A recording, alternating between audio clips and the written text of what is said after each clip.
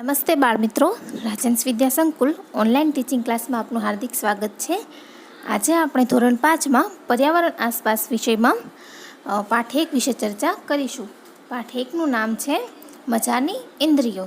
તો ચાલો જોઈએ પાઠ 1. અહીંયા મજાની ઇન્દ્રિયો પાઠમાં આપણી ઇન્દ્રિયો વિશે વાત કરવામાં આવી છે, એટલે કે પ્રાણીઓની જે ઇન્દ્રિયો હોય એની વાત કરવામાં આવી છે. તો પ્રાણીઓમાં નાક, કાન, આંખ, જીભ, ચામડી જેવી વિવિધ ઇન્દ્રિયો હોય છે. આપણે કાન વડે સાંભળી શકીએ છીએ, જીભ વડે આપણે સ્વાદ પારખી શકીએ છીએ, પછી નાક વડે આપણે કોઈ પણ ગંધ હોય, સુગંધ કે દુર્ગંધ, તો એ પારખી શકીએ છીએ. પછી આંખ વડે જોઈ શકીએ છીએ, અને ચામડી ઉપર આપણને કોઈક અડે, બરાબર, સ્પર્શ કરે તો આપણને તરત ખબર પડી જાય છે, બરાબર. તો આજે આપણે આ મજાની ઇન્દ્રિયો વિશેનો પાઠ છે ભણવાનો છે. હવે જોઈએ આપણે, શું તમારી સાથે ક્યારે આવું બન્યું છે કે તમે ખુલ્લા મેદાનમાં, તમને એક ચિત્ર આપ્યું છે, તમે જોઈ શકો છો કે ખુલ્લા મેદાનમાં જમતા હો અને કાગડો ઉડીને નીચે આવે અને તમારી રોટલી લઈને જતો રહે, બરાબર. તો આ ક્યારેક પછી છે તમે સૂતેલા કૂતરા પાસેથી આરામથી પસાર થતા હોય અને તેના કાન એકાએક જ ઊંચા થઈ જાય. કાગડો ક્યારેક પૂરી લઈને વયો જાય એવું બને છે. પછી આપણે હાલતા હોઈએ અને કૂતરો સૂતો હોય તો એના કાન છે એકદમ ઊંચા થઈ જાય છે, બરાબર, એટલે એ સાંભળી જાય છે તરત જ. પછી છે તમારાથી જમીન પર મીઠાઈ વેરાઈ હોય અને પળવારમાં જ ઘણી બધી કીડીઓ તેની આજુબાજુ ભેગી થઈ જાય છે. આપણે કાંઈક ગળી વસ્તુ કે મીઠાઈ કેવું હોય, બરાબર, એ વેર્યું હોય તો એ છે ત્યાં ઘણી બધી લાલ કીડીઓ કે કાળી કીડીઓ છે એ ભેગી થઈ જતી હોય છે. તમે એવું નિરીક્ષણ કર્યું હશે. પછી છે આવું શા માટે બન્યું, વિચારો અને કહો. અહીંયા તમને એમ કહ્યું છે વિચારો અને કહો. પ્રાણીઓને પણ જુદી જુદી આવું આપણે જોઈએ છે કે આવું શા માટે બને છે. તમને અહીંયા 3 પ્રવૃત્તિ આપી, એમાં કાગડો પૂરી લઈને વયો જાય છે, ઓલો કૂતરો છે એ કાન ઊંચા કરે છે, પછી કીડીઓ છે મીઠાઈની કે ગળી વસ્તુ પડી હોય, ખાંડ બાંડ કે ગોળ કે એમાં કીડીઓ ભેગી થઈ જાય છે. તો કે આવું શા માટે બન્યું, વિચારવાનું છે. તો કે પ્રાણીઓને પણ જુદી જુદી ઇન્દ્રિયો હોય છે. તેઓ જોઈ શકે છે, સાંભળી શકે છે, સ્વાદ, ગંધ અને લાગણી અનુભવી શકે છે. ઘણા પ્રાણીઓ તેમના ખોરાકને ખૂબ જ દૂરથી જોઈ શકે છે. ઘણા પ્રાણીઓ છે તેમના ખોરાક હોય એને ખૂબ જ દૂરથી જોઈ શકે છે. ઘણા પ્રાણીઓ ઝીણામાં ઝીણો અવાજ એટલે કે ગણગણાટ હોય એ સાંભળી શકે છે. ઘણા પ્રાણીઓ તેમના મિત્રોને ગંધથી શોધી શકે છે. પ્રાણી સૃષ્ટિ એ અદ્ભુત ઇન્દ્રિયોના ઉદાહરણોથી ભરપૂર છે. આપણે આમ જોયું કે ઘણા પ્રાણીઓ સાંભળી શકે છે, ખૂબ જ બરાબર, ખૂબ જ ધીમો અવાજ હોય તો એ કૂતરા જેવા છે, આપણે ધીમે ધીમે જતા હોય તો પણ એ સાંભળી જાય છે. ઘણા છે પોતાના ખોરાકને દૂરથી પણ જોઈ લેતા હોય. ઘણા છે એને નાકની જે સૂંઘવાની શક્તિ હોય એ પણ ખૂબ જ તીવ્ર હોય, એટલે પોતાના મિત્રો કે પોતાના જૂથના પ્રાણીઓ હોય, બરાબર, એને તરત જ ઓળખી લે છે. તેમના મિત્ર પ્રાણી હોય એને તરત જ ઓળખી લે છે. હવે પ્રાણી સૃષ્ટિ છે એટલે કે આ પ્રાણીમાં મનુષ્ય પણ આવી જાય. તો પ્રાણી સૃષ્ટિ છે એ અદ્ભુત ઇન્દ્રિયોના ઉદાહરણોથી ભરપૂર છે. આપણે પણ એક મનુષ્ય એક પ્રાણી જ છે. આપણે પણ સાંભળી શકીએ છીએ, બોલી શકીએ છીએ. કોઈક આપણને અડે, સ્પર્શ કરે તો તરત આપણને ખબર પડી જાય છે. આપણને સુગંધની ખબર પડે છે, દુર્ગંધની ખબર પડે છે, બરાબર. તો આગળ જોઈએ. હવે છે કીડી તેના મિત્રને કેવી રીતે ઓળખી જાય છે. એક કીડી મેદાન પર જતી હતી. તેણે બીજી બાજુથી કીડીઓનું જૂથ આવતું જોયું. પહેલી કીડી ઝડપથી તેના દર પાસે પાછી આવી. રક્ષક કીડી તે કીડીને ઓળખી ગઈ અને અંદર આવવા દીધી. હવે જોયું તમે કે મેદાન પર ખૂબ જ લાંબી કીડીઓની લાઈન જતી હતી. તેને બીજી બાજુથી પાછું કીડીઓનું જૂથ આવતું જોયું. તો પહેલી કીડી છે ઝડપથી તેના દર પાસે પાછી આવી અને રક્ષક કીડી હતી, બરાબર, જે રક્ષક કીડી હોય એ છે એને ઓલી કીડીને ઓળખી ગઈ અને એને અંદર આવવા દીધી. તો વિચારો અને કહો. અહીંયા છે વિચાર, તો આવું શા માટે થયું, બરાબર, કે કીડીએ કેવી રીતે જાણ્યું કે બીજી કીડીઓ તેમના જૂથની નથી. તો કીડીએ એવી રીતે જાણ્યું કે કીડીના ઘાણેન્દ્રિય બહુ તેજ હોય છે. ઘાણેન્દ્રિય એટલે કે સૂંઘવાની શક્તિ. ઘાણેન્દ્રિય એટલે કે સૂંઘવાની શક્તિ, બરાબર. અન્ય જૂથની કીડીઓના જુદા પ્રકારની ગંધથી કીડીએ જાણ્યું કે પોતાની કીડીઓની જે ગંધ આવતી હોય એ ગંધ ઓલી કીડીઓમાં આવતી નહોતી, પણ જે બીજી બાજુએથી આવતું કીડીઓનું જૂથ હતું એ તેમનું નથી. એને સૂંઘીને એ પારખી લીધું, પણ ઓલી કીડી હતી, બરાબર, એને ગંધથી એને ઓળખી ગઈ. હવે છે રક્ષક કીડીએ આ કીડીને કેવી રીતે ઓળખી, તો આવનાર કીડી રક્ષક કીડીના જૂથની જ હતી, બરાબર. રક્ષક કીડી આવનાર જે કીડી હતી એ રક્ષક કીડીના જૂથની જ હતી.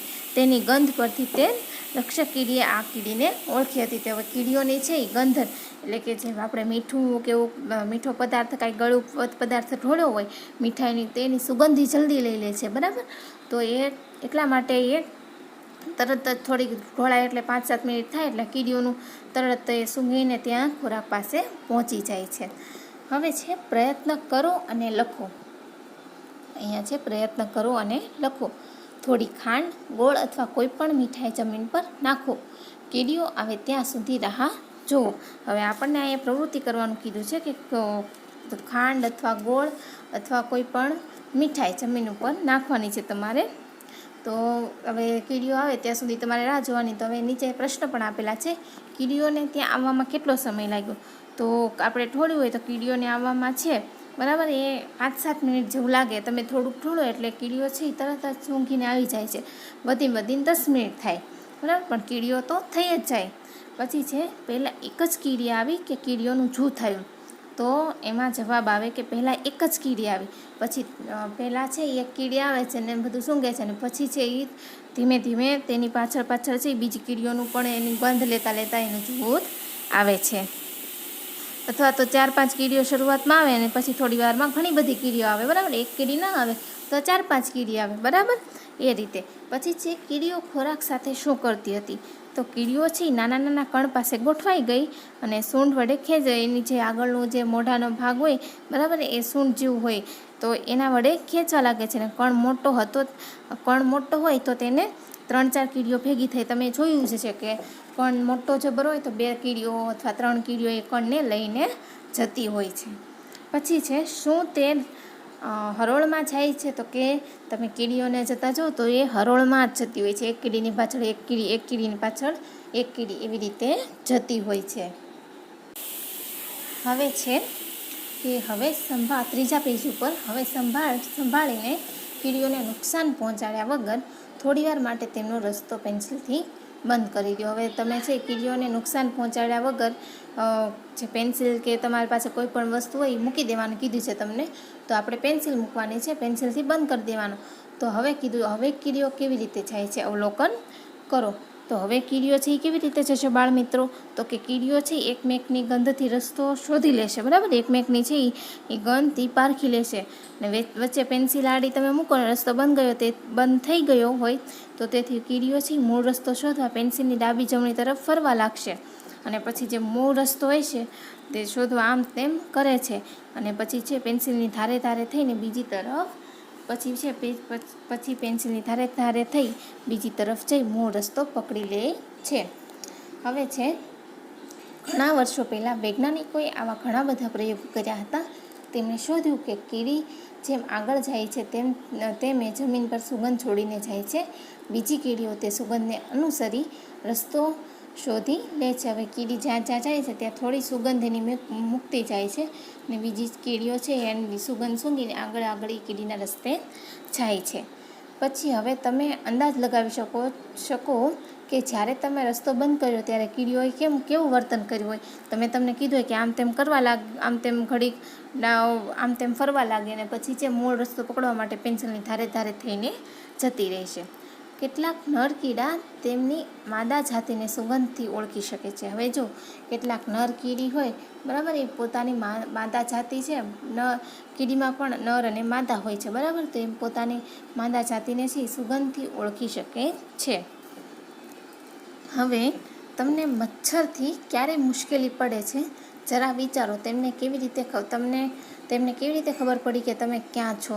તો કે મચ્છરો તમને તમારા શરીરની સુગંધથી શોધી લે છે. તેઓ તમને તમારા પગની પાણીની સુગંધથી અને શરીરના તાપમાન પરથી શોધી લે છે. હવે મચ્છર જે છે આપણે જ્યાં હોઈએ તો તમને ખબર છે કે કરડવા માટે આવી જ જાય છે, બરાબર ને. તો એ આપણને એને કેમ ખબર પડે કે આપણે ક્યાં ઊભા છીએ, કે આમાં માણસનો હાથ જ છે કે પગ જ છે કે ગાલ જ છે, બરાબર, કે ક્યાં કરડવું એમ. તો એ છે માણસની સુગંધથી ઓળખી લે છે અને પગની પાણીની સુગંધની અને શરીરના તાપમાન પરથી શોધી લે છે. હવે અહીંયા આપ્યું છે તમને કે હું અહીંયા તમે બોક્સમાં જોઈ શકો છો કે કીડા જેવું આપ્યું છે. હું રેશમનો કીડો છું. હું માદા કીડાને તેની સુગંધથી ઘણા કિલોમીટર દૂરથી પણ ઓળખી લઉં છું. હવે રેશમનો જે કીડો આવે એ માદા કીડાને છે, જે માદા કીડો હોય એને એની સુગંધથી ઘણા કિલોમીટર દૂર, ગમે કેટલો પણ દૂર એમ, બરાબર, ઘણા કિલોમીટર એટલે કેટલા બધા થઈ જાય, એટલે કે એની દૂરથી પણ ઓળખી શકું છું. હવે તમે કૂતરાને જ્યાં ત્યાં સૂંઘતા જોયો છે. તમે શું વિચારો છો કે તે શું સૂંઘવાનો પ્રયત્ન કરે છે? તો કૂતરો છે, તમે જોયું છે કે જ્યાં ત્યાં સૂંઘ્યા કરે છે, બરાબર. તો કે હા, આપણે જોયું છે, ઘણીવાર આપણે જોઈએ છે કૂતરો છે એ આમ તેમ સૂંઘ્યા કરે છે. તો કૂતરા તેમનો વિસ્તાર પોતાની જાતે બનાવે છે. તેઓના વિસ્તારમાં બીજા કોઈ કૂતરા આવે તો તેના પેશાબ અને મળની ગંધથી જાણી શકે છે. હવે એમના વિસ્તારમાં જો બીજા કોઈ કૂતરા આવે, બરાબર, કે એ આપણે જે શેરીમાં જે કૂતરો રહેતો હોય એને બીજી શેરીના કોઈ કૂતરા આવે તો બરાબર, તો એને એના મળની ગંધથી કે જે પેશાબની ગંધથી છે એ ઓળખી જાય છે. બીજો કૂતરોને ભસવા લાગે છે, આમ તો એને જોઈને જ ભસવા લાગે છે, બરાબર. તો આવી રીતે કૂતરાઓ પણ એવું કરે છે, બરાબર. અને પાછું જે કોઈ અન્ય કૂતરો કોઈ સોસાયટીમાંથી કે બીજી જગ્યાએ થયો હોય તો કાંઈ નિશાની છોડી ગયો હોય તો તેની ગંધથી પારખી લે છે, બરાબર. હવે આગળ જોઈએ. હવે તમને અહીંયા પૂછ્યું છે કે મનુષ્યો કૂતરાની આ સૂંઘવાની આવડતનો કઈ ખાસ રીતે ઉપયોગ કરે છે. તો મનુષ્ય છે કે આ કૂતરાની જે સૂંઘવાની પારખવાની શક્તિ છે એનો સારી રીતે ઉપયોગ, એટલે કે એક આગવી વિશેષ આવડતને લીધે ઉપયોગ કરે છે. કે જે આપણે કોઈ ગુનો કરીને કે ભાગ્યું હોય, બરાબર, ગુનેગાર હોય એને શોધવામાં ઉપયોગી થાય છે. પછી કોઈ દુર્ઘટનાના સ્થળે કૂતરો જઈને કોઈ પણ ચીજોને આમ કે ગંધ આવતી હોય તો એ સૂંઘીને ઓળખી લે છે. તે સ્થળે ગુનેગારના શરીરની પરસેવાની કે પગલાંની છાપની ગંધ કૂતરો પારખી શકે છે. એટલે કે ગુનેગાર હોય એના શરીરની પરસેવાની, બરાબર, કે પગલાંની છાપની કે શરીરની ગંધ કૂતરો છે એ પારખી લે છે. પછી એવી ગંધ પરથી ગુનેગારનું પગેરું મેળવી ગુનો ઉકેલવામાં તે પોલીસને ઉપયોગી બને છે, બરાબર. પગેરું એટલે કે કોઈ પણ જાણકારી મેળવીને એ ગુનો ઉકેલવામાં તે પોલીસને ઉપયોગી બની શકે છે. તમને તમારી સુગંધની ઇન્દ્રિય ક્યાં મદદરૂપ બને છે? થોડા ઉદાહરણો લખો. જેમ કે સુગંધથી ખોરાક સારો બન્યો છે કે ખરાબ, બરાબર. હવે આપણને પૂછ્યું છે સુગંધની ઇન્દ્રિય ક્યાં મદદરૂપ થાય છે, કે થોડા ઉદાહરણ લખવાના કીધા છે. તો કે સુગંધ પારખવાથી આપણને તાજા અને વાસી ખોરાકની ખબર પડે છે. આપણે ખોરાક બગડી ગયો હોય, આપણે ખોરાક ઘણા ટાઈમ એટલે કે 24 કલાક ઉપર રાખ્યો હોય, બરાબર, તો એને આપણે સૂંઘી શકીએ છીએ. સૂંઘીને જોઈ શકીએ છીએ કે ખોરાક બગડી ગયો છે કે સારો છે, અથવા તો ચાખીને, બરાબર, ચાખીને પણ એનો છે એ આપણે ઉપયોગ આપણે કરી શકીએ છીએ, બરાબર. ચાખીને આપણને ખબર પડી જાય છે કે બગડી ગયું છે કે પછી સારું છે. તમારા મમ્મી કે કોઈ હશે, દાદી કે એવું એ કરતું હોય છે કે સૂંઘીને ખોરાક પારખી શકતું હોય છે કે વાસી છે કે વાસી છે કે તાજો છે કે હજી ખાવા લાયક છે કે નહીં. પછી કોઈ અત્તર છાંટ્યું હોય, બરાબર, તો તરત જ સુગંધ આવી જાય છે. પછી આપણી શેરીમાં કે ગમે ત્યાં ગટરનું કેવું પાણી હોય, નાળું હોય ગંદુ, તો એની તરત આપણને વાસ આવી જાય. આપણે વાસ આવે તો આપણે રૂમાલ આડો નાખી દઈએ છીએ. પછી છે ઝાડીમાં કોઈ પ્રાણી મરી ગયું હોય કે ક્યાંક જંગલમાં પ્રાણી મરી ગયું હોય, બરાબર, તો એને જે પ્રાણીમાં સડો બેઠે તો એની પણ સુગંધ આપણને આવી જાય છે. પછી જે ઘરમાં કોઈ સુગંધ આ ખૂબ જ ઉપયોગી છે કે ઘરમાં કંઈક આપણને ગેસ લીકેજ કે એવું થતું હોય, બરાબર, તો તરત જ આપણને સુગંધ એની આવી જાય છે. એટલે કે એની ગંધથી આપણને એની ગંધ આવી જાય છે, ખબર પડી જાય છે કે ગેસ કે એવું કાંઈક લીકેજ થાય છે, એવી તરત દુર્ગંધ આવી જાય છે. પછી છે એવી 5 વસ્તુના નામ લખો જેની સુગંધ તમને ગમે છે અને જેની સુગંધ તમને નથી ગમતી. તો તમને 2 ચિત્ર આપ્યા છે કે જો આ ગમતી સુગંધનું ચિત્ર આ છે અને ન ગમતી સુગંધનું ચિત્ર આ છે. સુગંધ ગમતી હોય ત્યારે આવું આપણને મજા આવે છે, એમ આપણા ચહેરા ઉપર ખુશી આવે છે. અને પછી સુગંધ ન ગમતી હોય તો આપણને મોઢું આપણું બગડી જાય છે, બરાબર. તમારા અને તમારા મિત્રના જવાબ તમારે આ કોષ્ટક ભરવાનું છે. તો એમાં આપણે કોષ્ટક ભરવામાં તમે પહેલી બાજુ આપ્યું છે મને ગમતી સુગંધ, એટલે કે તમને જે ગમતી હોય એ સુગંધ લખવાની છે અહીંયા, અને મને ન ગમતી સુગંધ, બરાબર. એમાં તમારે 5-5 છે એ 5-5 પોઈન્ટ લખવાના છે. તો તમને ગમતી સુગંધમાં ગુલાબની સુગંધ આવી શકે, અત્તરની, પછી રસોડામાં શીરો કે એવું કાંઈક વઘાર થતો હોય એની સુગંધ ગમતી હોય, પછી છે અત્તરની સુગંધ, ચંદનના લાકડા બળતા હોય એની સુગંધ, પછી ન ગમતી સુગંધમાં એમ લખી શકો કે ખુલ્લી ગટરની ગંધ, પછી ગેસના બાટલાની ગંધ, પછી કહો વાયેલા એટલે કે બગડી ગયેલો કે કહો વાયેલો પદાર્થ હોય એની ગંધ, પછી ટાયર બળવાનો કે વાયર બળતા હોય એનો અવાજ, પ્લાસ્ટિક બળવાની ગંધ આપણને એવી નથી ગમતી હોતી, તો તમે ત્યાં એ લખી શકો છો. હવે તમને પૂછ્યું છે કે શોધી કાઢો. પેજ નંબર 5 ઉપર શોધી કાઢવાનું છે. તેમાં છે શું તમારા કુટુંબના કોઈ સભ્યના કપડામાંથી સુગંધ આવે છે, એમ પૂછ્યું છે. તો કે સુગંધ આવે છે, હા.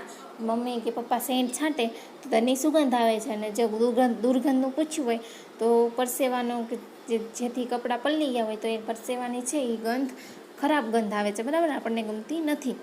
હવે તમે મેળો, બસ, ટ્રેન વગેરે જેવી ભીડભાડવાળી જગ્યાએ કોઈ દુર્ગંધ અનુભવી છે, તો તમારે ત્યાં લખવાનું છે કે હા, કે આવા સ્થળોએ આપણે ગંધ અનુભવીએ છીએ. ભીડમાં આપણે જઈએ, બરાબર, તો પરસેવો થાય છે, તેથી તેની વિશિષ્ટ આપણને ન ગમતી એવી ગંધ આવતી હોય છે. પછી કોઈ મુસાફર બસ કે ટ્રેનમાં બીડી કે સિગારેટ કે એવું તમાકુ કે એવું ખાતું હોય, બરાબર, તો એની ગંધ ખરાબ આવે છે, આપણને ગમતી નથી. પછી કોઈ ઘરેથી દારૂ પીને ભીડમાં આવ્યો હોય તો તેની પણ ખરાબ વાસ આવતી હોય છે. તો એમ પૂછ્યું છે કે આવું કેમ? હવે એમ છે કે આવું કેમ? આજે નીરુને કોઈ મહત્ત્વના કામથી બહાર જવું પડ્યું. તેણે તેના 6 મહિનાના દીકરા રુચિતને તેની બહેન છાયા પાસે મૂકવો પડ્યો. છાયાને પણ આટલી ઉંમરનું બાળક છે. રમૂજ લાગશે કે બંને બાળકોનો એકસાથે મળ આવે છે. તેણે ખુશીથી તેની દીકરાને સાફ કરી લીધી દીકરીને સાફ કરી લીધી.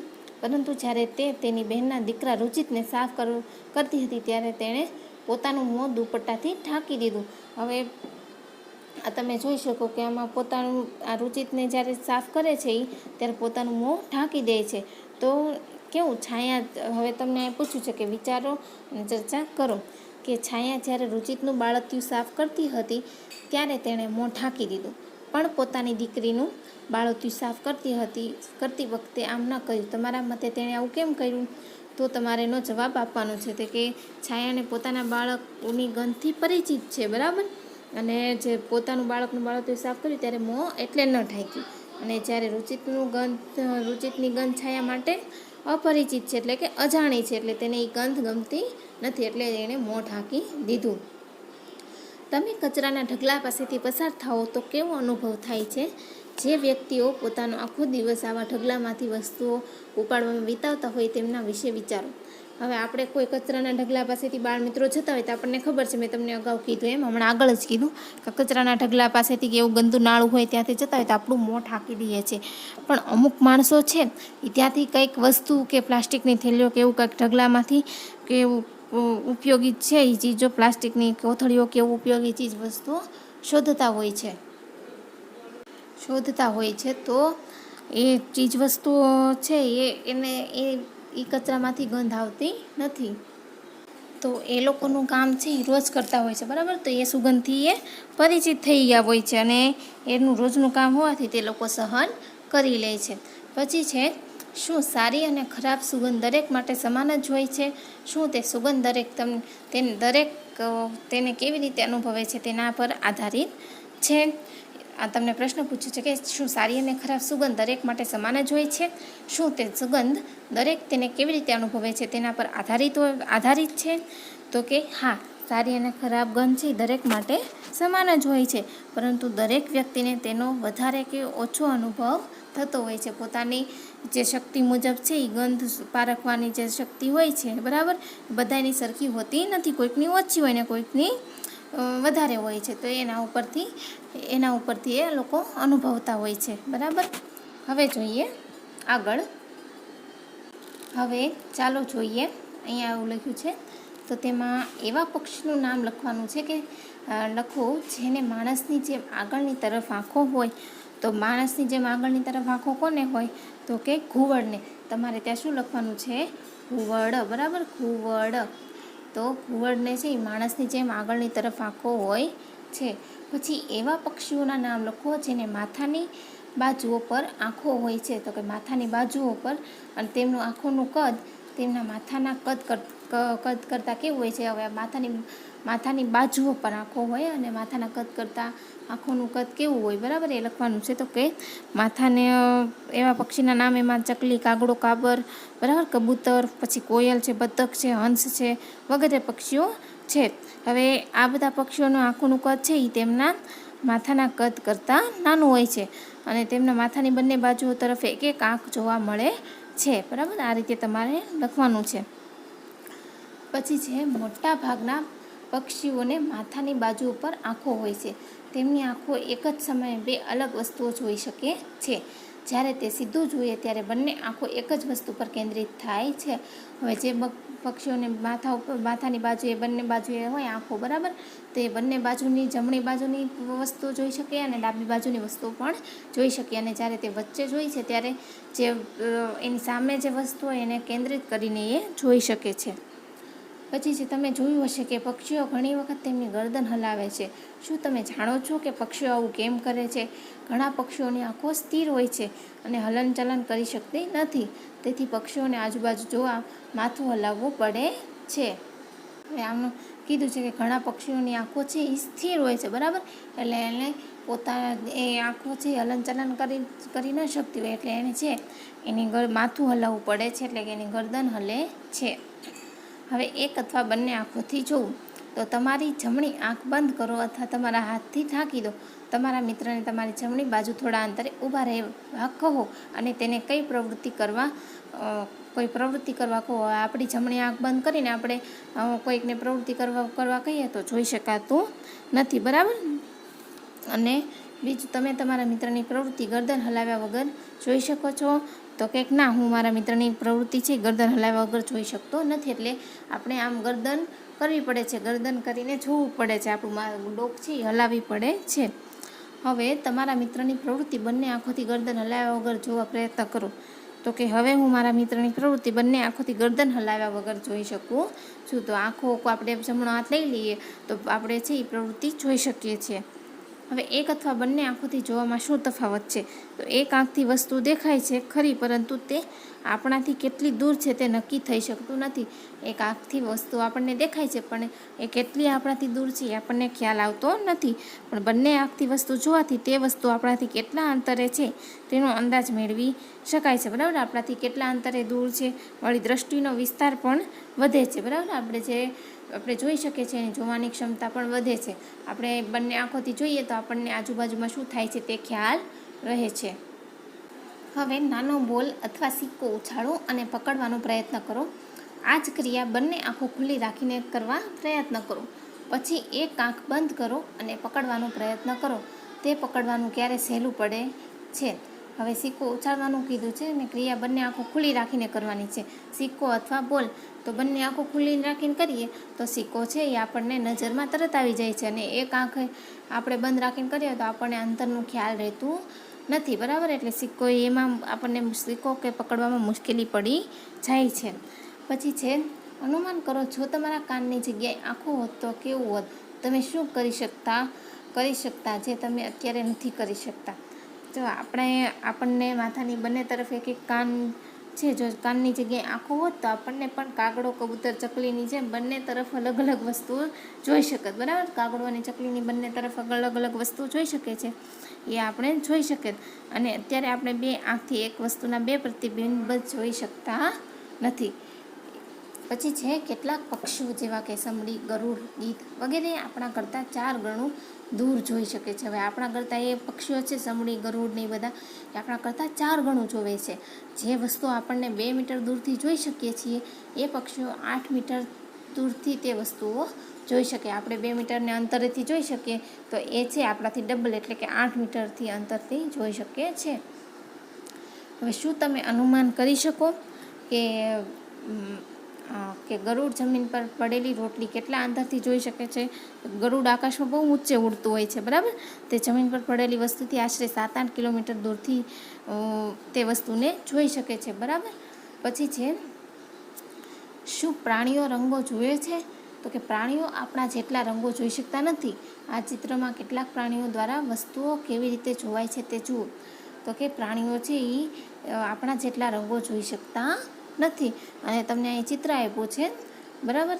એ ચિત્રમાં દ્વારા વસ્તુઓ કેવી રીતે જોવાય છે તે જોવાની છે. તો જુઓ, હવે એવું માનવામાં આવે છે કે જે પ્રાણીઓ દિવસ દરમિયાન જાગતા હોય છે તે થોડા રંગો જોઈ શકે છે. જે પ્રાણીઓ ફક્ત રાત્રે જ જાગે છે તે વસ્તુઓને માત્ર કાળા અને સફેદ રંગમાં જ જોઈ શકે છે. બરાબર. જે પ્રાણીઓ દિવસ દરમિયાન જાગતા હોય તે થોડા ઘણા રંગો છે એ જોઈ શકે છે, અને જે પ્રાણીઓ ફક્ત રાત્રે જ જાગે છે તે વસ્તુને માત્ર કાળા અને સફેદ રંગમાં જોઈ શકે. રાત્રે જાગે અને કાળા અને અથવા સફેદ રંગમાં 2 રંગોમાં જોઈ શકે છે. બરાબર. હવે આગળ જોઈએ. હવે તીવ્ર કાન, તમને અહીંયા તીવ્ર કાન આપ્યું છે. તો કે તીવ્ર કાન ધોરણ 4માં તમે વાંચ્યું છે કે આપણે પક્ષીઓના કાન સરળતાથી જોઈ શકતા નથી. તેમને કાનના સ્થાને નાના છિદ્રો હોય છે જે પીછાથી ટકાયેલા હોય છે. ધોરણ 4માં તમે શીખી ગયા છો કે પક્ષીઓના કાન છે આપણે સરળતાથી જોઈ શકતા નથી, માત્ર તેને છિદ્ર હોય છે, એટલે કે નાના નાના કાણા હોય છે. હવે અહીંયા તમને કીધું છે કે લખો. હવે 10 પ્રાણીઓના નામ લખો જેમના કાન જોઈ શકાય છે. હવે તમારે 10 પ્રાણીઓના નામ લખવાના છે કે જેના કાન છે એ તમે જોઈ શકો છો. તો કે એમાં આવી જાય ગાય, ભેંસ, પછી બકરી છે, ઘેટું છે, હાથી છે, શિયાળ છે, કૂતરું છે, પછી બિલાડી છે, ગધેડો છે, ઘોડો છે, ઘેટું છે. બરાબર. એવા તમે લખી શકો. પછી છે કેટલાક એવા પ્રાણીઓના નામ લખો જેમના કાન આપણા કાન કરતાં મોટા હોય. તો આપણા કાન કરતાં મોટા હોય એવા પ્રાણીમાં હાથી, સસલું, ગાય, ભેંસ, બકરી, ઘોડો, ગધેડો વગેરે આવી શકે. બરાબર. હવે શું પ્રાણીઓના કાન અને તેમની સાંભળવાની ક્ષમતા વચ્ચે કોઈ સંબંધ? તો કે હા, દરેક પ્રાણીની સાંભળવાની ક્ષમતા અલગ અલગ હોય છે. બરાબર. અલગ અલગ બધા પ્રાણીઓની સાંભળવાની ક્ષમતા હોય છે. હવે એવું આપ્યું છે કે આ પ્રયત્ન કરો. તો કે એમાં છે આપ્યું છે તમને આ પ્રયત્ન કરો. એમાં પ્રવૃત્તિ આપી છે કે આ પ્રવૃત્તિ માટે તમારી શાળામાં શાંત જગ્યા શોધો. તમારા એક મિત્રને થોડા અંતરે ઊભા રહેવા કહો અને તેને ધીમેથી કંઈક બોલવા કહો. બાકીના બધાએ સાવધાનીપૂર્વક સાંભળવાનું છે. પછી તમે બધા ચિત્રમાં બતાવ્યા મુજબ હાથ કાન પાછળ મૂકો. હવે તે જ બાળકને ફરીથી તેવી જ રીતે ધીમેથી બોલવા કહો. કઈ અવસ્થામાં અવાજ વધારે તીવ્ર છે તમારા મિત્રોને પણ પૂછો. તો કે તમારા હાથ કાન ઉપર રાખો અને કંઈક કહો. શું તમે તમારો પોતાનો અવાજ સાંભળી શકો છો? તો કે હા, હું આ સ્થિતિમાં મારો અવાજ સાંભળી શકું છું. કે જ્યારે બધા મિત્રો હાથ કાન પાછળ રાખશે ત્યારે અવાજની છે એ તીવ્રતા છે એ વધી જાય છે. બરાબર. અવાજ આપણે આપણા હાથ છે હાથના હથેળી છે એ કાનની પાછળ રાખીએ તો જે કોઈ પણ અવાજ આવતો એની તીવ્રતા વધી જાય છે અને આપણને અવાજ છે વધારે સ્પષ્ટ સંભળાવવા મળે છે. હવે પાટિયા નજીક બેસો. પાટિયા પર એક વખત હાથથી અવાજ કરો. સાવચેતીપૂર્વક સાંભળો. હવે ચિત્રમાં બતાવ્યા મુજબ કાન પાટિયા પર મૂકો. પાટિયા પર ફરી હાથથી અવાજ કરો. ફરીથી સાંભળો. અવાજમાં કોઈ તફાવત છે? તો કે હા, તફાવત હોય છે. જ્યારે કાન પાટિયાથી દૂર હોય છે ત્યારે અવાજ સ્પષ્ટ સંભળાતો નથી. પછી જ્યારે કાન પાટિયા પર હોય છે, પાટિયા ઉપર આપણે કાન રાખીએ. બરાબર. તમે ઘણીવાર બેન્ચ ઉપર માથું રાખીને નીચેથી ઠપકારતા હો તો તમને અવાજ વધારે સંભળાય. બરાબર. તમે એવી પ્રયત્ન કર્યો હશે બધાએ કે બેન્ચ ઉપર માથું રાખીને નીચેથી ઠપકારો એટલે અવાજ છે એ થોડોક તમને સ્પષ્ટ સંભળાય. પછી છે સાપ આવી રીતે સાંભળે છે. તેમને કોઈ બાહ્ય કાન ન હોવાથી તેઓ માત્ર જમીન પરથી ધ્રુજારીને અનુભવે છે. હવે સાપ છે એને કાન હોતા નથી. બરાબર. કોઈ બાહ્ય કાન હોતા નથી. તેઓ છે માત્ર જમીનમાં જે ધ્રુજારી થાય છે એ અનુભવીને એ સાંભળે છે અને ગમે ત્યાં પહોંચી જાય છે. હવે અવાજ દ્વારા સંદેશાઓ મોકલે છે. તો કે લંગૂર ઊંચે ઝાડ પરથી બીજા પ્રાણીઓને વાઘ અથવા ચિત્તાના ભયથી સાવધાન કરે છે. આમ લંગૂર એક ખાસ પ્રકારના ચેતવણી સંકેત આપી સાવધાન કરે છે. લંગૂર એટલે કે વાંદરો. બરાબર. કોઈ પણ સાવધાનીના જે સંકેત આપે છે અને એ બીજા પ્રાણીઓને સાવધાન કરે છે. પછી છે પક્ષીઓ પણ ભય વિશે ચેતવણી સંકેત આપે છે. કેટલાક પક્ષીઓ ભય માટે અલગ પ્રકારના અવાજ કાઢતા હોય છે. ઉદાહરણ તરીકે દુશ્મન આકાશમાંથી આવે તો જુદા પ્રકારની ચેતવણી, અથવા જો દુશ્મન જમીન પર હોય તો અલગ પ્રકારની ચેતવણી સંકેત આપે છે. આ પક્ષીઓની પણ એક કળા હોય છે.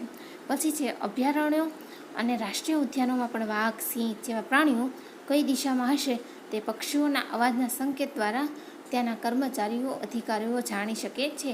પક્ષીઓના અવાજ પરથી વાઘ કે સિંહ કઈ બાજુ છે એ છે એ કર્મચારીઓ કે ત્યાંના અધિકારીઓ છે, બરાબર, જે જંગલમાં ફરતા હોય એ જાણી શકે છે. એટલે કે જંગલમાં એટલે કે જે અભયારણ્ય કે રાષ્ટ્રીય ઉદ્યાન હોય ત્યાં. પછી માછલીઓ વિદ્યુત સંકેત દ્વારા ચેતવણી આપે છે. માછલીઓ પણ છે એ વિદ્યુત સંકેત દ્વારા ચેતવણી આપે છે. પછી છે જ્યારે ભૂકંપ અથવા વાવાઝોડું આવવાનું હોય ત્યારે અમુક પ્રાણીઓ અલગ પ્રકારનું વર્તન કરે છે. જંગલની આસપાસ રહેતા માણસો પ્રાણીઓના આ વર્તનનું અવલોકન કરી ભય વિશે જાણી લે છે. ભૂકંપ છે, વાવાઝોડું કે એવી કંઈક દુર્ઘટના આવવાની હોય તો અમુક પ્રાણીઓ છે અલગ પ્રકારનું વર્તન કરવા માંડે છે. એટલે કે જંગલની આસપાસ રહેતા જે માણસો કે જે પ્રાણીઓ કે પક્ષીઓ હોય એ આ વર્તનનું અવલોકન કરીને ભય વિશે જાણી જાય છે. હવે 2004માં અંદમાન ટાપુના જંગલોની અમુક આદિજાતિઓએ પ્રાણીઓના અલગ પ્રકારના વર્તનને જોયું. તેઓએ કોઈ ભયનું અનુમાન કર્યું, જેથી તેઓ ટાપુની સલામત જગ્યાએ જતા રહ્યા. થોડી જ વારમાં ટાપુને સુનામીનો ફટકો લાગ્યો, પરંતુ આ લોકો બચી ગયા. હવે જો કે તમને અહીંયા અંદમાન ટાપુના જંગલોનું વાત કરવામાં આવી છે કે ત્યાં વસતા આદિજાતિના પ્રાણીઓના અલગ પ્રકારના અમુક જંગલોની અમુક આદિજાતિઓએ પ્રાણીઓ આદિજાતિના છે આદિજાતિ એટલે કે જંગલોમાં વસતા હોય એને આદિજાતિ કહેવાય. તો આપણા મનુષ્ય જેવા જ હોય પણ આપણે આદિજાતિ તરીકે ઓળખીએ. એ પ્રાણીઓના અલગ પ્રકારના વર્તનથી એ લોકો ચેતાઈ ગયા એમ, કારણ કે એ લોકો ત્યાં વસવાટ કરતા હોય કે પ્રાણીઓ રોજ કરતાં કંઈક અલગ વર્તન કરતા હોય છે. તો તે ટાપુની સલામત જે જગ્યા હતી ત્યાં જતા રહી અને થોડી જ વારમાં ટાપુને સુનામી એટલે કે દરિયામાં મોજા છે ઊંચા ઉછળે એને સુનામી કહેવાય. એટલે કે એનો ફટકો લાગ્યો, પરંતુ છે એ આ લોકો બચી ગયા. પછી છે ડોલ્ફિન પણ એકબીજાને સમાચાર આપવા અલગ અલગ અવાજો કરે છે. વૈજ્ઞાનિકોનું માનવું છે કે પ્રાણીઓ તેમની પોતાની ખાસ વિશેષ ભાષા હોય છે. હવે ડોલ્ફિન છે બીજી ઘણી બધી ડોલ્ફિનોને એકબીજાના સમાચાર આપવા છે એ અલગ અલગ પ્રકારના અવાજ તેમની ભાષા અલગ અલગ એ રીતે બોલાવે છે, બરાબર, અલગ અલગ અવાજો કરે છે, જેથી એવું વૈજ્ઞાનિકોનું માનવું છે. અને એ લોકોની પણ ખાસ વિશેષ ભાષા હોય છે. હવે અહીંયા તમને કીધું છે લખો, બરાબર, લખો એમ. તો એમાં તમે પ્રાણીઓના અવાજ સમજી શકો છો? ક્યાં? તો કે આપણે પ્રાણીઓના અવાજ સમજી શકીએ? તો કે હા, અમુક પ્રાણીઓના અવાજ તો આપણે જોઈ શકીએ કે કૂતરો છે એ હાવ કરતો હોય, ગાયનો અવાજ આપણે જોઈ શકીએ, બિલાડી છે એ મ્યાઉ મ્યાઉ બોલતી હોય, ગધેડો છે એ હોંચી કરતો હોય, ઘોડો છે. પછી આ દરેક પ્રાણીના અવાજ અલગ અલગ હોય છે, બરાબર. તો એ આપણે ઓળખી શકીએ છીએ. તો તમારે ત્યાં લખવાનું કે કૂતરો, ગાય, બિલાડી, ગધેડો, ઘોડો વગેરે આ દરેક પ્રાણીના અવાજ છે એ આપણે ઓળખી શકીએ છીએ. પછી બકરી છે બે બોલે છે ને, એનું પણ આપણે લખી શકીએ. શું કેટલાક પ્રાણીઓ તમારી ભાષા સમજે છે? ક્યાં? તો કે હા, કેટલાક પ્રાણીઓ આપણી ભાષા છે એ સમજી શકે છે. આ માટે તે પ્રાણીઓને કેળવવા પડે છે. તો કે એ પ્રાણીઓને છે આપણે આપણી ભાષા સમજે તો એના માટે આપણે એને કેળવવા જોઈએ. તો કે ક્યાં પૂછ્યું છે? તો કે ગાય છે, ભેંસ છે, રીંછ છે, હાથી છે, બરાબર. હાથી તો સર્કસમાં કામ કરતું પણ જોયું હશે તમે. માણસ જેમ એ નચાવે એમ નાચે છે, ગમે તે પ્રવૃત્તિ કરાવે તો એ પ્રવૃત્તિ કરે છે, બરાબર. તો હાથી છે એ સમજી જાય છે, સંવેદના સમજી જાય છે, ઈશારા સમજી જાય છે. તો કે માણસ તેને કેળવણી આપે ત્યારે એ સમજી જાય છે. હવે અવાજ સાથે કહો. પક્ષીઓ અને ડોલ્ફિનની જેમ તમે પણ તમારી પોતાની સમાચાર આપવાની અવાજની ભાષા બનાવી શકો છો. હવે આપણે પક્ષીઓ અને ડોલ્ફિનની જેમ છીએ, આપણી પણ અલગ ભાષા આપણે બનાવી શકીએ છીએ. તો યાદ રાખજો કે તમારે તમારા મિત્ર સાથે ફક્ત અવાજથી વાત કરવાની, શબ્દોથી નહીં. તમને ક્યારે અને કેવી રીતે ચેતવણી સંકેત આપવાની જરૂર પડશે. ઉદાહરણ તરીકે જ્યારે શિક્ષક વર્ગખંડમાં આવે છે, ઘણીવાર તમે ઈશારાથી કેમ સમજી જતા હોય કે આમ ઈશારો કરે કોઈ ભાઈબંધ કે શિક્ષક વર્ગખંડમાં આવતા હોય તો અમુક પ્રકારનો અવાજ કરો, તમે સીટી મારો કે કંઈ એમ અવાજ કરો, બરાબર, સિસકારા બોલાવો કે એવો ગમે તે અવાજથી ઓળખી શકીએ છીએ. પછી છે જાગવું અને ઊંઘવું, બરાબર. આ પણ એક ઇન્દ્રિય છે, જાગવું અને ઊંઘવું. તો કે કેટલાક પ્રાણીઓ અમુક ઋતુમાં લાંબી ગાઢ નિંદ્રામાં જતા રહે છે, પછી તેઓ ઘણા મહિનાઓ સુધી દેખાતા નથી. હવે અમુક પ્રાણીઓ છે એ ગાઢ નિંદ્રામાં જતા રહે છે અને અમુક ઋતુમાં, બરાબર. તો એ ઘણા મહિનાઓ સુધી દેખાતા નથી. તો કે ઠંડીની ઋતુમાં તમે ગરોળીઓને ઘરમાં જોઈ શકતા નથી. શું તમે તે નોંધ્યું છે? તે ક્યાં ગઈ હશે? તમે શું વિચારો છો? તો કે હા, કેટલાક પ્રાણીઓ ઠંડી સહન કરી શકતા નથી. આવી ઋતુમાં તેઓ દરમાં ભરાઈ રહે છે. બરાબર, ગરોળી છે અને ઠંડીનું વાતાવરણ અનુકૂળ આવતું નથી અથવા સુષુપ્ત અવસ્થા ગાળે છે. એટલે કે ગરોળીને ઠંડી સહન નથી થતી, તેથી તે ક્યાંક સંતાઈને પડી રહે છે. એટલે કે ત્યાં સંતાઈને ક્યાંક દરમાં જતી રહે છે. બરાબર, હવે આગળ સ્લોથ તમને અહીંયા આપ્યું છે. સ્લોથ તમને એક બોક્સમાં આપ્યું છે. તો કે તે રીંછ જેવું લાગે છે. જોઈ શકો છો તમને અહીંયા રીંછ જેવું પ્રાણી છે, પણ રીંછ નથી, તે સ્લોથ છે. તે દિવસના આશરે 18 કલાક વૃક્ષની ડાળી પર ઊંધા લટકી ઊંઘવામાં વિતાવે છે. સ્લોથ જે વૃક્ષ પર રહે છે તેના પર્ણો ખાય છે. તેને ક્યારેક જ બીજું કંઈ જોઈએ છે. જ્યારે તે એક વૃક્ષ પરથી પૂરતા પર્ણો ખાઈ લે છે, તે નજીકના વૃક્ષ પર જતું રહે છે. સ્લોથ લગભગ 40 વર્ષનું જીવન જીવે છે અને આ સમય દરમિયાન તે ફક્ત 8 જેટલા વૃક્ષો પર જ જાય છે. અઠવાડિયામાં એક વખત તે પોતાની જાતને હળવું કરવા વૃક્ષની નીચે ઉતરે છે. તો અહીંયા તમને સ્લોથ નામનું જે પ્રાણી છે એના વિશે તમને માહિતી આપી છે. પછી છે સ્લોથનો જાગતા રહેવાનો સમય. તો કે અહીંયા તમને ઘડિયાળ જેવું આપ્યું છે. સ્લોથનો ઊંઘવાનો સમય છે, બરાબર, અને જાગવાનો સમય એમાંથી તમને આપ્યું છે 24 કલાક, 18 કલાક, 12 કલાક ને 6 કલાક. બરાબર, અહીંયા ગરોળીનું પણ તમને આપ્યું છે. જો તમારે સ્લોથનું રોજિંદું જીવન ઊંઘવું અને જાગવું 24 કલાકની ઘડિયાળ બતાવવું હોય તો આ પ્રમાણે ઘડિયાળ જોવા મળે છે. બરાબર ને, કે એ આ રીતે આપણને ઘડિયાળ જોવા મળે. હવે તમને અહીંયા જોઈ શકો છો કે સ્લોથનો ઘડિયાળ બતાવી છે. તો કે અહીંયા તમને આપ્યું છે 6 અને અહીંયા 12. તો 12 + 12 તો 13, 14, 15, 16, 17, 12 + 6 એટલે કે 6 કલાક. અહીંયા તમને 18 કલાક આપી છે. તો 24 કલાકમાંથી સ્લોથ છે એ 24 કલાકમાંથી સ્લોથ છે એ 18 કલાક સૂવે છે. 18 કલાક છે એ એનો સૂવાનો સમય છે. એવી જ રીતે તમારે અહીંયા ગરોળીનો સમય દેખાડવાનો છે. અહીં કેટલાક પ્રાણીઓનો ઊંઘવાનો સમય આપ્યા છે. નીચે આપેલા દરેક ચિત્રની નીચે તે દિવસમાં કેટલા કલાક ઊંઘે છે તે લખવાનું છે. તો હવે પહેલાં આપણને આપ્યું છે ગાય. બરાબર, તો ગાય છે એ અહીંયા તમે જોઈ શકો છો કે 2. બરાબર, અહીંયા તમે જોયું કે 2 સમયગાળા આપ્યા છે. બરાબર, કે અહીંયા પહોંચે ત્યારે 2 થાય.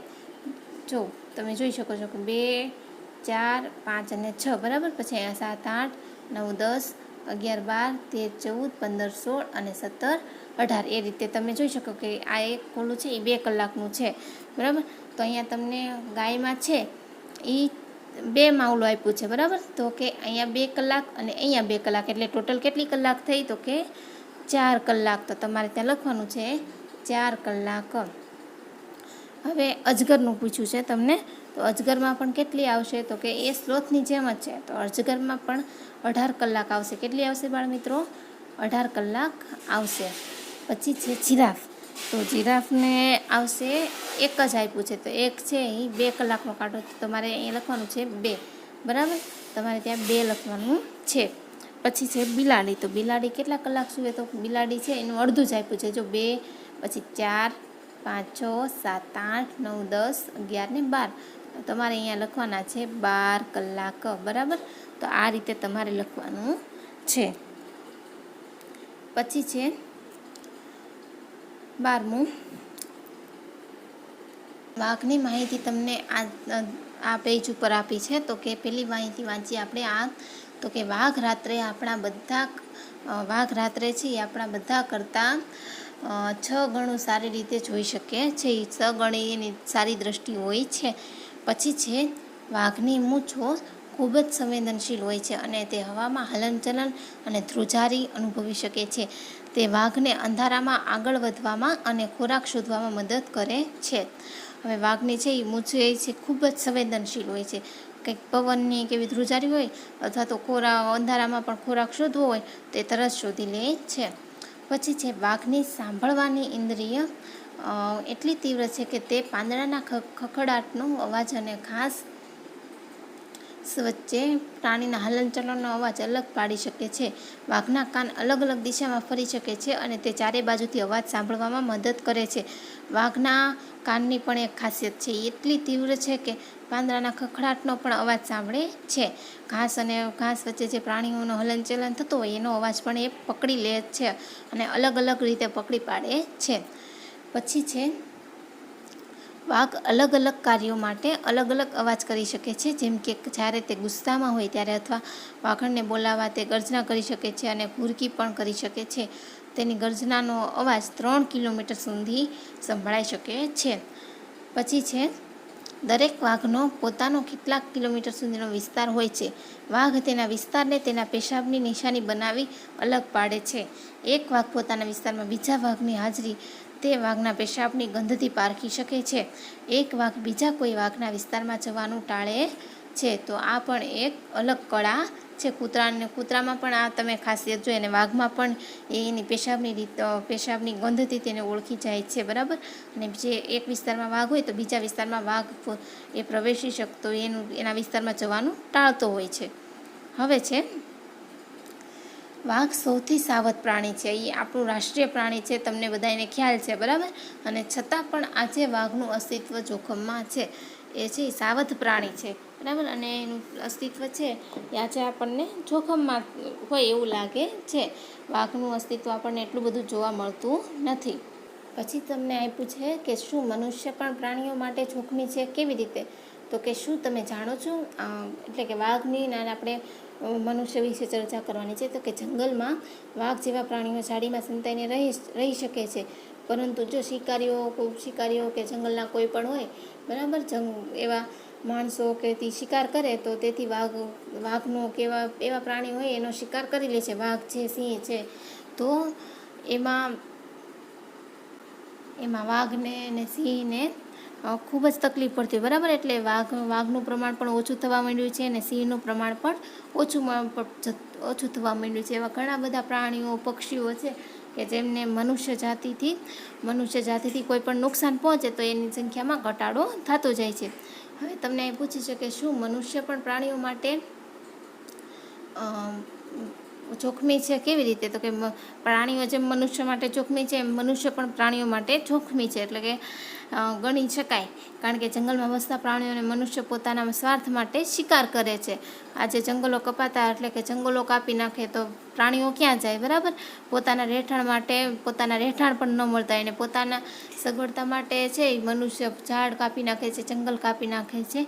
એવા ઘણા બધા પ્રશ્નો થાય છે, જેથી છે આ જંગલી પ્રાણીઓને બધા છે એ રખડવા માંડે છે અને પ્રાણીના શરીરના અંગો અને બધું છે, હાથીના દાંત ને એવું બધું કે એવા કંઈક પ્રાણી હોય તો એને વેચી નાખે છે ને એવું બધું કરે છે. તેથી છે એ જંગલી પ્રાણીઓનો અને એને ઘણું બધું નુકસાન થાય છે અને એને જોવા મળતા નથી એટલા બધા. પછી છે વાઘ અને સિંહ. શું તમે જાણો છો આજે કેટલા બધા પ્રાણીઓને મારી નાખવામાં આવે છે અને તેમના શરીરના અંગો વેચવામાં આવે છે? હા, કે આપણે જાણીએ છીએ કે એના શરીરના અંગો પણ વેચી નાખે છે માણસો છે એ. હાથીને તેના દાંત માટે, મેં તમને આગળ કીધું એમ, ગેંડાને તેના શિંગડા માટે, વાઘ, મગર અને સાપને તેની ચામડી માટે, કસ્તુરમૃગને તેની રહેલી કસ્તુરી માટે મારી નાખવામાં આવે છે. જે માણસો પ્રાણીઓનો શિકાર કરે છે તેઓ શિકારી કહેવાય છે. હવે જે માણસો છે એમાં પ્રાણીઓનો શિકાર કરતા હોય જંગલમાં રહીને એને શિકારી કહેવામાં આવે છે. પછી છે વાઘ અને સિંહ જેવા બીજા કેટલાક પ્રાણીઓની સંખ્યા આપણા દેશમાં ઘટી રહી છે. એવો ભય છે કે તેમાંના કેટલાક પ્રાણીઓ થોડા જ સમયમાં લુપ્ત થઈ જશે. લુપ્ત એટલે કે આપણને જોવા જ ન મળે એમ, બરાબર. આજે આપણને ચકલીઓ કે ઘણા બધા પક્ષીઓ કે પ્રાણીઓ છે એ આપણને જોવા જ નથી મળતા. જેમ કે કાંગારું છે, તો કાંગારું આજે આપણે અસ્તિત્વમાં જ નથી, જોવા જ નથી મળતું, બરાબર. એવી જ રીતે લુપ્ત થતા જાય છે. તેમની રક્ષા માટે સરકારે કેટલાક જંગલોને સુરક્ષિત વિસ્તાર તરીકે જાહેર કર્યા છે. સુરક્ષિત એટલે કે આવું અભયારણ્ય હોય, બરાબર. અભયારણ્ય છે, પછી કંઈક એવું ઉદ્યાન હોય, પ્રાણી સંગ્રહાલય હોય, તો તે એવી રીતે જાહેર જગ્યાઓ એને રાખે છે. તેમાંના કેટલાક ઉત્તરાખંડમાં જીમ કોર્બેટ નેશનલ પાર્ક અને રાજસ્થાનમાં ભરતપુર જિલ્લામાં ઘાના છે. ગુજરાતમાં ગીર રાષ્ટ્રીય ઉદ્યાન, કાળિયાર રાષ્ટ્રીય ઉદ્યાન, પછી છે દરિયાઈ રાષ્ટ્રીય ઉદ્યાન, કચ્છનો અખાત છે એ દરિયાઈ રાષ્ટ્રીય ઉદ્યાન છે. અને વાસંદા રાષ્ટ્રીય ઉદ્યાન આવેલા છે. આ વિસ્તારમાં કોઈ પ્રાણીઓનો શિકાર કરી શકે નહીં અથવા જંગલને હાનિ પહોંચાડી શકે નહીં. હવે આ જે ઉદ્યાન કે રાષ્ટ્રીય ઉદ્યાન કે પછી જંગલો કે એવું હોય બરાબર, તો ત્યાં જઈને કોઈ શિકારી છે, નેશનલ પાર્ક હોય બરાબર, ત્યાં પ્રાણીઓને સારી રીતે રાખવામાં આવે તો ત્યાં છે એ શિકારી છે એ શિકાર કરી શકતો નથી. હવે શોધી કાઢો ભારતમાં રાષ્ટ્રીય ઉદ્યાનો તથા અભયારણ્યો બીજે ક્યાં ક્યાં આવેલા છે. ભારતના જે રાષ્ટ્રીય ઉદ્યાનો ક્યાં ક્યાં આવેલા છે તમારે શોધી કાઢવાના છે, અને એમાં ક્યાં વન્યજીવોનો વસવાટ થાય છે એ પણ શોધવાની છે. હવે તેની માહિતી એકઠી કરી અને અહેવાલ બનાવવાનો છે તમારે બરાબર. એમાં ઘણા બધા રાષ્ટ્રીય ઉદ્યાન છે, કે જેમ કે આપણે ગીર રાષ્ટ્રીય ઉદ્યાન, વેળાવદર કાળિયાર રાષ્ટ્રીય ઉદ્યાન, બાંદીપુર, દચીગામ, કાઝીરંગા, થરનું રણ બરાબર, એવા ઘણા બધા ઉદ્યાન છે, અને કયા વન્યજીવો વસે છે એ તમારે એકઠું કરવાનું છે. હવે આપણે શું શીખ્યા? શું તમે જોયું છે કે ગાયક કલાકારો ગાતી વખતે કેટલીક વાર તેમના કાન પર હાથ મૂકે છે? તેવું આવું કેમ કરે છે? શું તમે વિચારો છો? એવા પ્રાણીઓ ઉદાહરણો આપો જેમને જોવાની, સાંભળવાની અથવા સૂંઘવાની ઇન્દ્રિયો ખૂબ જ તીવ્ર હોય છે. હવે આ તમારે જે શીખ્યા હોય બરાબર, એમાં આ તમારે લખવાનું છે. આ કોષ્ટક એ રીતે તમારે પૂર્ણ કરવાનું છે.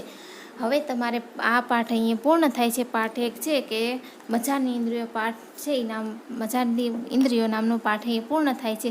આપણે આ પાઠમાં ઘણું બધું શીખ્યા. પ્રાણીઓની નાક, કાન, સૂંઘવાની શક્તિ વિશે, વાઘ વિશે જાણ્યું, રાષ્ટ્રીય ઉદ્યાનો વિશે જાણ્યું બાળમિત્રો બરાબર, કૂતરા વિશે જાણ્યું કે લોકો એવું કેમ કરે છે, કીડીઓ વિશે જાણ્યું. તો આ પાઠ છે એ પૂર્ણ થાય છે. હવે તમારે આ જે વિગતો પાઠમાં આવતી હોય એ તમારે વિડીયો જોતા સાથે પૂર્ણ કરવાની છે અને પુસ્તકમાં લખવાની છે.